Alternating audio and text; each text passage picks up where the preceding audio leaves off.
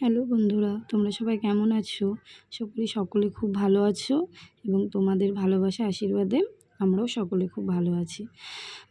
তো আমার নতুন একটা মিনি ব্লগে তোমাদের সবাইকে স্বাগত। তো তোমরা কদিন আগে আমার একটা ভিডিও দেখেছো যে আমার একটা অপারেশন হয়েছিল। তো তারপর থেকে আমি আমার বাপের বাড়িতেই ছিলাম।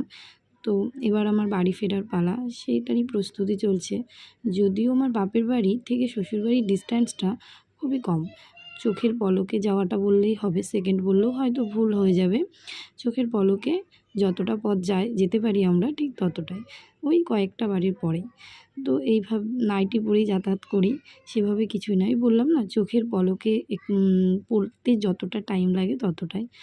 তো কিছু জিনিস উপরে ছিল, সেগুলো নিয়ে এবার বাড়ি যাব। তো নিচে নামছি। তো তার মধ্যে আদি ভীষণ জ্বালাচ্ছিল, বারবার করে এটা নেব ওটা নেব। তো তারপরে মাকে বললাম, চলো মা এবার যেতে হবে, সন্ধে হয়ে যাচ্ছে। তো মায়ের কাছে আগের দিনকে আমি সিমাই খেতে চেয়েছিলাম, তো আগের দিনকে আর করা হয়ে ওঠেনি। তাই যাওয়ার সময় মা একটু সিমাই রান্না করলো, সেটা খেয়েই তারপরে যাব, রওনা দেবো, অনেক দূর তো তাই।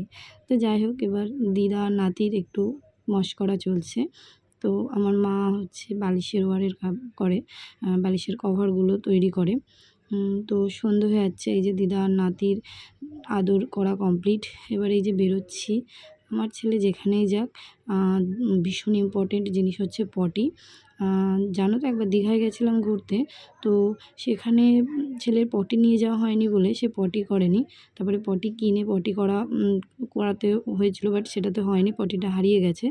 তো যাই হোক, এই যে দেখতেই পাচ্ছ, কয়েক মানে সেকেন্ড বলাও ভুল হবে, পলক। তো তারপরে আমি বাড়ি চলে আসলাম। এসে যাই হোক, একটু মনটা খারাপই লাগছিলো, যতই কাছে হোক বাপের বাড়ি ছেড়ে আসতে একটু মনটা খারাপই লাগে। তো এসে দেখলাম আমার ঘরদোরটা ভীষণ অগোছালো হয়ে আছে, যেমন নোংরা পড়েছে প্রত্যেকটা জিনিসে, তেমনই আজকে প্রায় 22-23 দিন একই বিছানার চাদর পাতা আছে। সেই চাদরের পরে শোয়া আমার পক্ষে ভীষণই অসম্ভব, আমার পক্ষে কেন, প্রত্যেকটা মানুষের পক্ষেই। তো আমি এসেই আগে সমস্ত কিছু পরিষ্কার করে নিলাম। আর জানো তো, এই নোংরার মধ্যে থাকতে বড্ড বিরক্তি লাগে, একদম ভীষণ বিরক্তি লাগে। তো ফার্স্ট ড্রেসিং টেবিলটা আগে গোছলাম, যেটা সবচেয়ে শখের জিনিস আমার।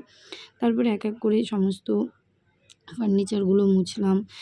ফার্নিচারগুলো মুছে একে একে সমস্ত কিছু আবার সরিয়ে সরিয়ে সেগুলোকে আবার ঠিকঠাক জায়গায় রাখলাম। এবার ওই ওয়ার্ড্রপটা মুছছি। তার আগে এপাশে খাট, এপাশে একটা বড় ওয়ার্ড্রপ আছে, আলমারিটা, সেগুলো মোছা হয়েছে। কিন্তু সেগুলোর ক্লিপ নেওয়া সম্ভব হয়নি, কারণ জানো তো আমার স্ট্যান্ড নেই, এখনও কেনা হয়ে ওঠেনি। তাই সব জায়গায় ফোনটা রেখে ভিডিও করাটা খুব প্রবলেম হয়ে যায়, ওই জন্য সবটা কভার করা হয়নি। তো যাই হোক, গোছানো, ওইটা মোছা টোছা ওই পাশটা গোছানো কমপ্লিট হয়ে গেছে। এরপর বিছানাটা গোছাতে হবে। বিছানাটা মানে ভীষণ নোংরা ছিল, বিশেষত বিছানার চাদরটা ভীষণ, মানে পুরো একটা ধুলো। আর এই প্রত্যেকটা মানে যে খাটের যে বিটগুলো আছে, ওতেও এত পরিমাণে ধুলো পড়েছিল যে হাত দিলে পুরো একটা অক্ষর লেখা যাচ্ছিলো আঙুল দিয়ে, এরকম একটা ব্যাপার। তেমন ফটোগুলোতেও পুরো নোংরার একটা পুরো স্পট, মানে একটা স্তর পড়ে গেছিলো, স্পট না, একটা স্তর পড়ে গেছিলো। যাই হোক, সেগুলো মুছে নিলাম। যদিও আমি এগুলো প্রত্যেক দিনই করি বাড়িতে, মানে আমার সকালবেলা উঠে আগে কাজ হচ্ছে ঘরের জিনিসগুলো মোছা, না হলে এই ঘরের মধ্যে মানে এই নোংরা অবস্থায় থাকতে ভীষণই বিরক্তি লাগে। তো যাই হোক, একটু কষ্টও হচ্ছিল, কারণ 22-23 দিন কোনো রকম কোনো কাজ না করে আজকে হট করে এতটা করাটা ভীষণ কষ্ট হচ্ছিল। তো যাই হোক, এই নোংরার মধ্যে তো থাকা সম্ভব নয়, তাই সমস্তটা গুছিয়ে গাছিয়ে নিলাম।